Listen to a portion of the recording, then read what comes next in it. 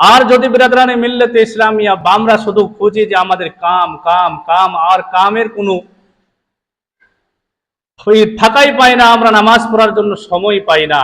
আল্লাহ রাব্বুল আলামিনের নবী এক হাদিসের মধ্যে বলেছেন, যেই বান্দাটা নিজেকে শুধু কাম নিয়ে ব্যস্ত হয়ে যায়, আল্লাহ ওই বান্দাকে তৌফিকও দেয় না। কোরআনে একার আয়াতের মফহুম আছে, যতক্ষণ পর্যন্ত বান্দা নিজে পরিবর্তন করতে মন চায় না, আল্লাহ সেই বান্দাদেরও পরিবর্তন করে না।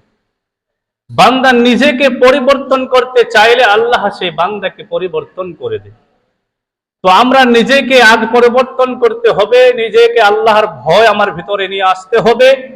আর সর্বপ্রথম আল্লাহকে যদি ভয় করি, সর্বপ্রথম যে আল্লাহ প্রত্যেকটি ব্যক্তি, বয়স্ক ব্যক্তির উপরে ফরজ করে, সেটা হলো নামাজ। সেই নামাজগুলোকে আমাদেরকে আদায় করতে হবে। बिरादरान मिल्लत सदकाए जारिया के लिए वीडियो को आगे जरूर शेयर करें।